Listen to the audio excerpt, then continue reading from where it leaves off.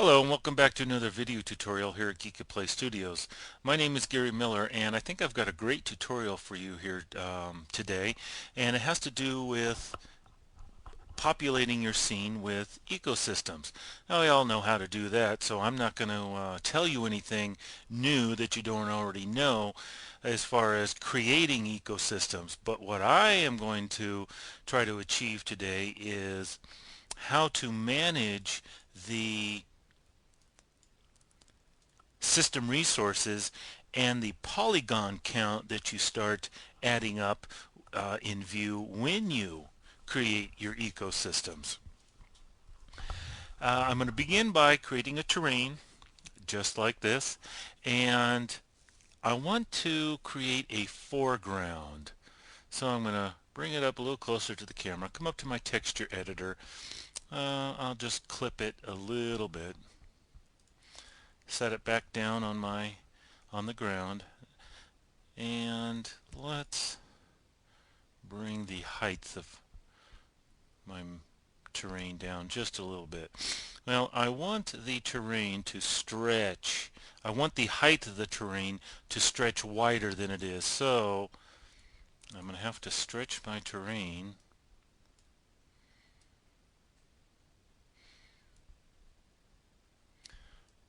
on its sides. There we go. Now again, this is a foreground terrain, and that's the look that I want. I'm going to come down and create a layer, put my terrain on that layer, lock it so that I don't accidentally move it. Let me frame this off. Okay, it's centered well in our viewports. Now I want to create a ecosystem.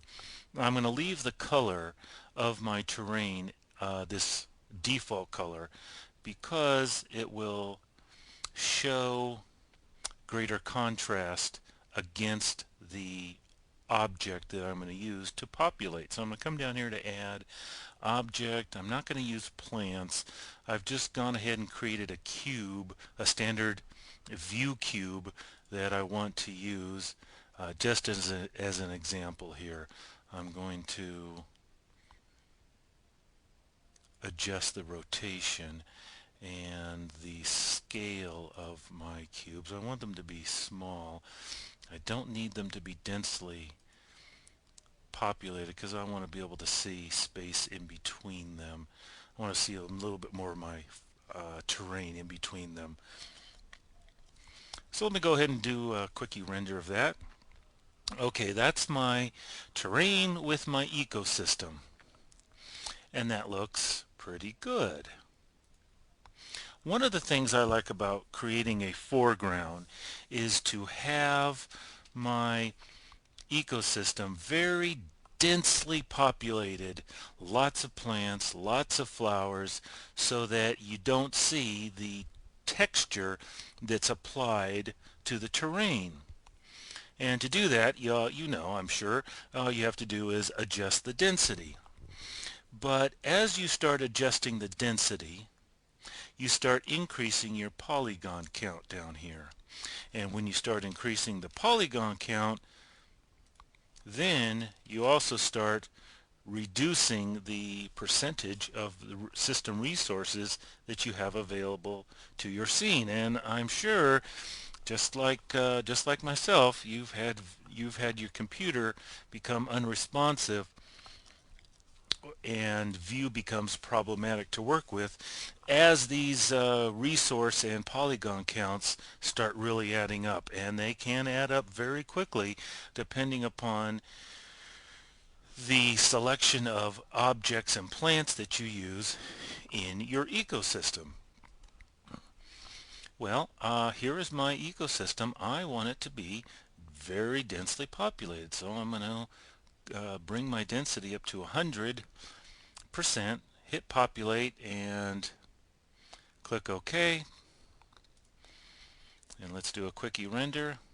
Well, that's exactly what I want. Suppose these cubes are not cubes, but instead are plants. Say clusters of grass with some flowers in there. This is the view, this is the look that I want, something that's very densely populated. But if you come down here and look at my resources, I'm already up at 88%. I've dropped down to 88%. And look at my polygon count, 698,505. That's a lot. Now come over here to the top-down view of my image, and you notice, because I wanted my terrain to have this particular look to it, I wanted it stretched. This is the way I want my terrain to look. And if you notice over here in the top-down view, I've got all this extra terrain that's overlapping. As a result, View is populating this area with my ecosystem. Well, that's what I told it to do, and that's what it did, which is fine. The problem is these dotted lines here represent my field of view. It's my field of vision. I can only see what is in between these dotted lines. And what is in between these dotted lines is represented here in your render window. So what you see here is what is represented here in your field of vision. It's what the camera looks through. It's like your eyeballs. So why populate your terrain here and here outside of the boundaries of your field of vision? Why populate here, run up your polygon count and your system resources if you will never see them? Well, I first developed this technique to manage my system resources and my ecosystem planting in View 5. Now this applies just as much as it did to View 5 when I was playing with it the last couple years as it does to View 6, which I am using now. And the first thing I tried to do was reduce the amount of extra plants that populating an ecosystem created on my terrain. So I would, let me just clear this out. I would come up here to the terrain editor, come up here to a top-down view. Let me reduce that so I can see.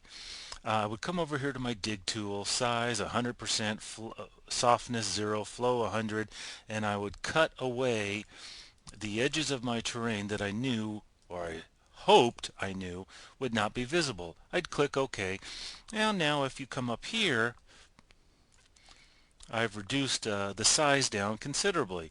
Now if we click on populate, populates a little faster, and we've got considerably fewer instances of cubes that have been generated on my terrain.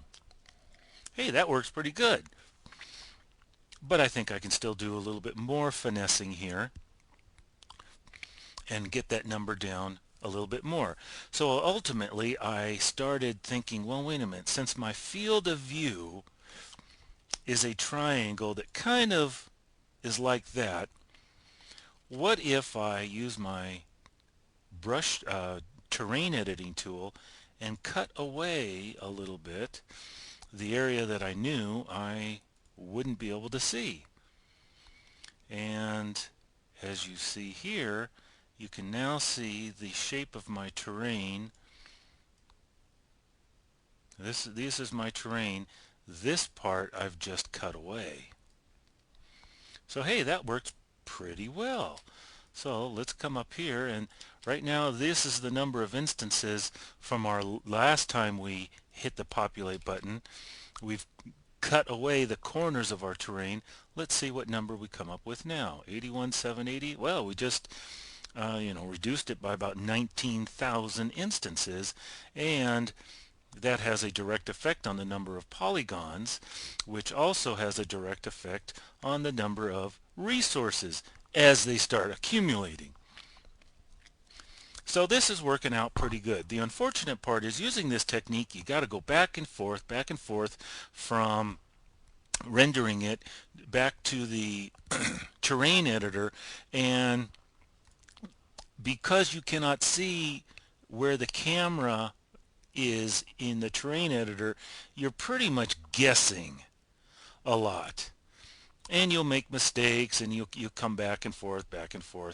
And that, while the technique is effective in controlling the polygon count and the number of instances that your ecosystem plants on your terrain, it's pretty imprecise, and it is more time consuming than it could be. So I came up with another technique. I'm going to delete that terrain, create a new layer, and create a new terrain. Again, I want it to be stretched out across the front of my camera here. Well, I don't like the look of that terrain. Let's create a new shape. Yeah, maybe that'll look good. Hit OK. Maybe bring it up a little bit more.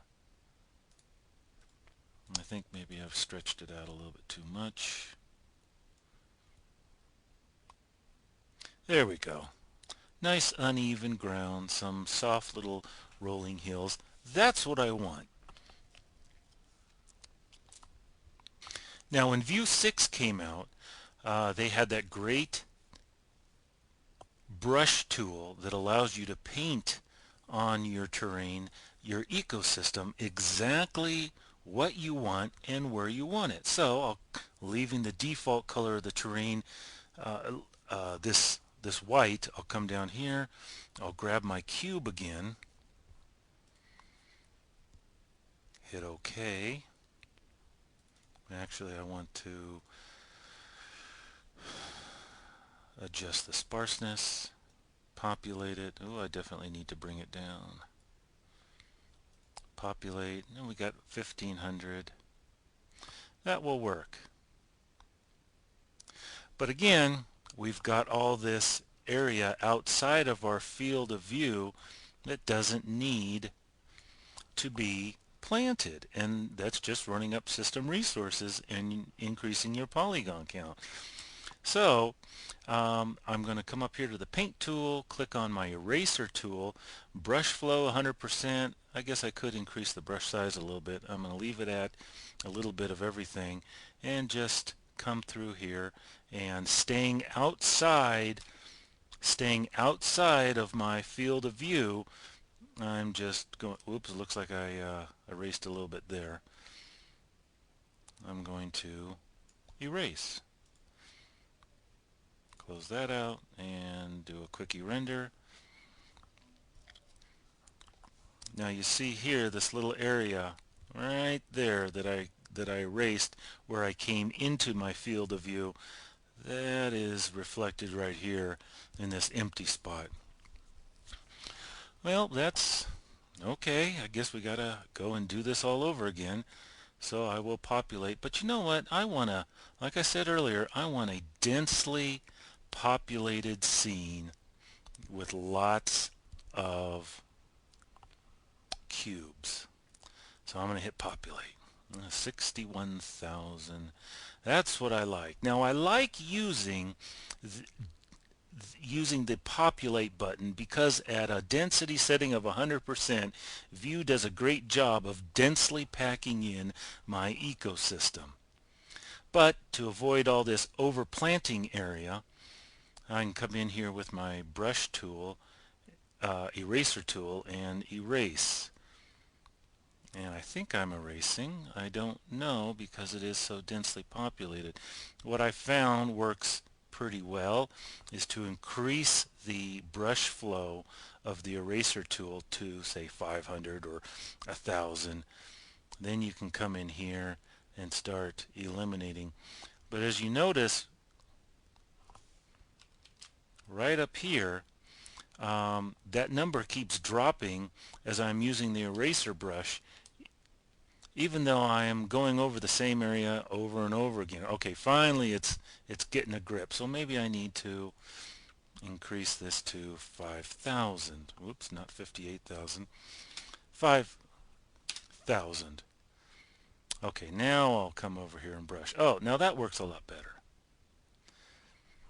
So I've used the populate function, got my ecosystem densely populated, and I've been able to avoid a lot of excessive plants that would never be seen because they are planted or populated outside of my field of view. Well, that makes sense. But let's see what happens if we create a real ecosystem. Let's get rid of our cube. And let's create something that we would normally create when we go to make our masterpieces. I'm going to come down here to high grasses. I'm going to use Linda's lush grasses here. They always work well and they look great. I guess I'll grab that one. And now let's find a flower. The default primrose that comes with view always looks great. Now I do know that it's going to need to come up in size considerably. Let's check our density 100. Okay, let's render away and see what happens. Now I want this to be very tightly packed, very densely populated. And I've got 236,286 instances. And if I do a quick little render,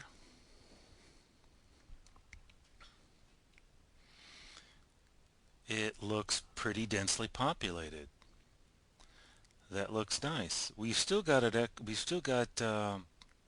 some visible area in between the plants, so it's not as densely populated as I want. Remember, I don't want to see my foreground terrain. The color, I don't want to see the color of my terrain, so let's increase the density. Increase it to 5,000. Now, in order, if you notice, this is taking a long time just to populate the portion of my terrain that I'm going to see.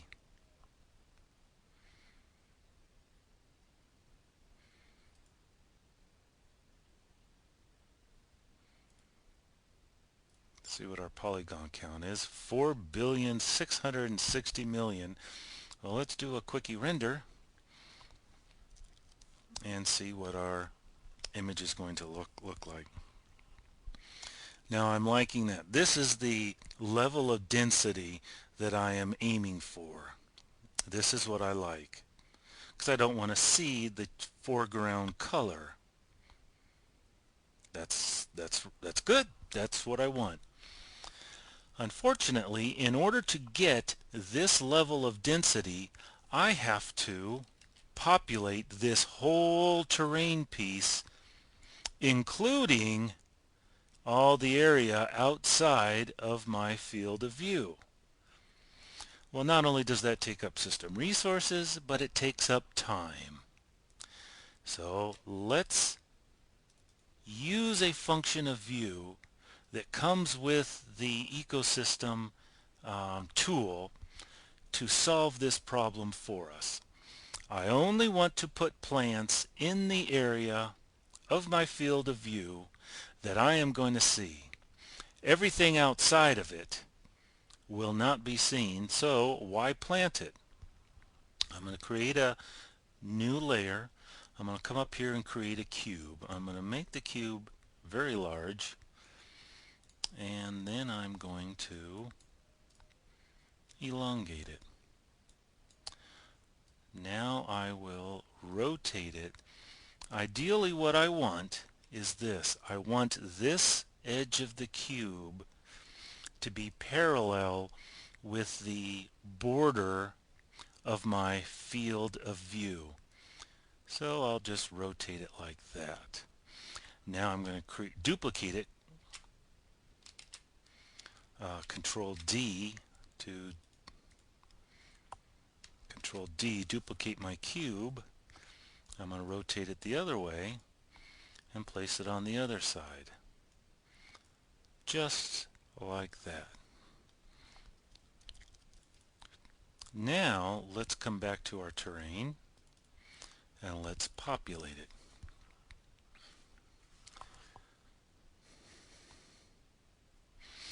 Well, I think, if I remember, I think I've just about cut this number in half. And I do remember we were, as far as our polygon count, we were at 4,660,000,000. And looking at, now we're at 1,515,000,000. I don't know, what is that, a 2/3 decrease in polygon count? And if I do a quickie render, I have achieved the look that I want, but without two things. One, without the excessive planting and polygon count that comes with it, and two, I've created them all within my field of view, except for one little thing. And let me disable, let me put my cubes up there.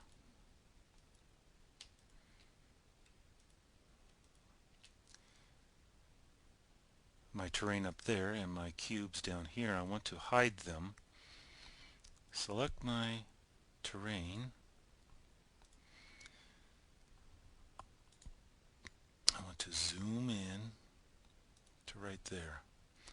Now this is my terrain in the side view here. Move this over just a little bit. This camera represents my eyeball.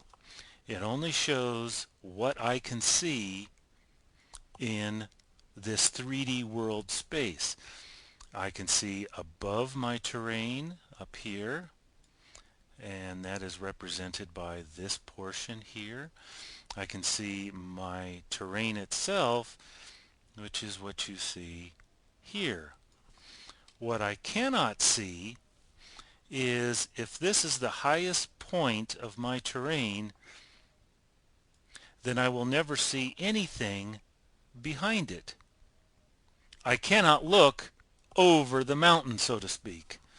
So, since I cannot see what's on the backside of my terrain, why populate this portion here, which is about half of my terrain, and it accounts for probably about half of all the instances of my ecosystem planting. If I cannot see it, why populate it? So to solve that problem, let's come back up here to my top view. I'm going to grab another one of my cubes. I'm going to Control D to duplicate it. Let me just rename it.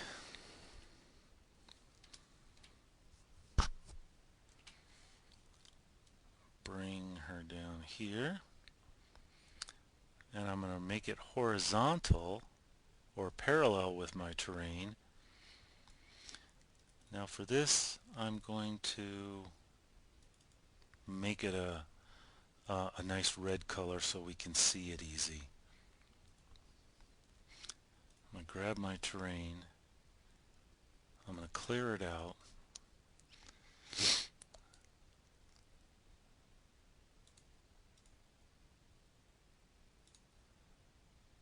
And it helps if I have my cubes enabled so we can see. Right now this cube is at the back of my terrain, and that's my terrain, that's my cube. What I want to do is I want to move the cube forward so that it intersects the terrain at the midpoint or the highest point of my terrain. Now I will be working in this window here, the top down view, but keep your eye on the main camera view and you'll see what I'm trying to achieve here. As I bring it forward, watch down right here, watch as the cube comes forward towards the camera. Now I am really cutting into my terrain. Okay, this is way back here. moving it back and forth has no effect. But as I hit the top part of my terrain, the very highest point, that's when you then can see the cube cutting into it, or right there. You see that? Right there. What I want to do is position this right at the top or the middle of my terrain. That way, the ecosystem function will not put plants on the back of my terrain. So I'm going to come up here to terrain. I think I've positioned that cube how I like. And now I'm going to hit populate. And we were over at over 100,000 before. Now we're, geez, less than 50,000 now. And look at our polygon count down here. We've reduced that by, well, it was over a billion before, and now we're about half of that. And let's do a quick render.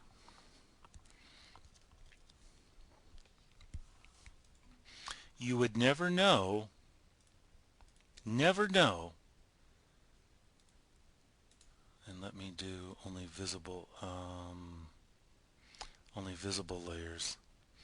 You would never know that the back side of this terrain was not just as densely populated as the front, or the sides, for that matter.